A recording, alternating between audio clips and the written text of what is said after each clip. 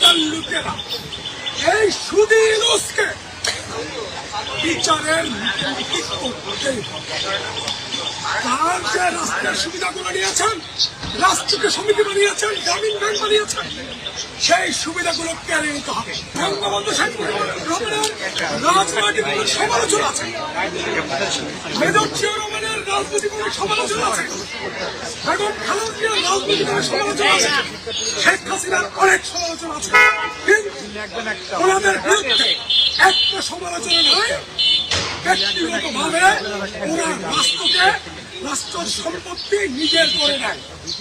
এটা হচ্ছে এই ইউনূসের সাথে আগের রাষ্ট্রনায়কদের মধ্যে পার্থক্য। যে মানুষ জনগণের ভালোবাসাতে ক্ষমতায় বসে জনগণের সাথে গাদ্দারি করে আমেরিকার সাথে বৈধ অবৈধ অসম চুক্তি করে বাংলাদেশের স্বাধীনতা সার্বভৌমত্ব লুণ্ঠন করে আমেরিকার হাতে তার সম্মান নিয়ে যাওয়ার কোন অধিকার নেই। যদি তিনি তোমরা আশা করেছিলেন তিনি ভালো কিছু করবেন এদেশের জন্য, বাংলাদেশকে উন্নয়নে ডুবে দিবেন, সারা বাংলাদেশের অর্থনীতিকে উর্বর করবেন, সারা পৃথিবীর দিকে বাংলাদেশের কর্মসংস্থান তরুণদের বেকারদের কর্মসংস্থানের ব্যাপক ভূমিকা পালন করে বাংলাদেশের অর্থনীতিকে বড় একটা জায়গায় নিয়েছে।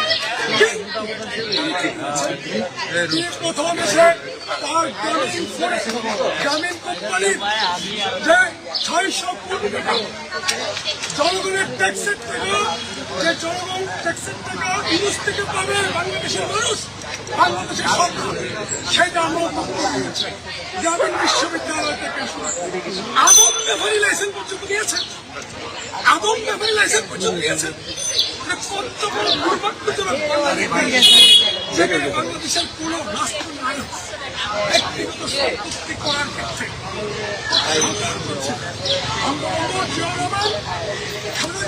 এবং শেখ হাসিনা আমরা শেখ হাসিনাকে চরম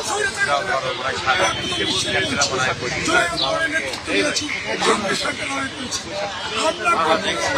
নাই, কখনো আশা করে নাই একটা মার্কিন দালাল বাংলাদেশের মানুষের সাথে বিশ্বাস ঘাতকতা করবে, একটা মত রাজ্য প্রতিষ্ঠা করেছে।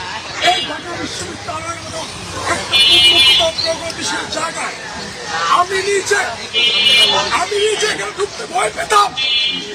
এই মত রাজ্য কে তৈরি করেছে? ইউনূস।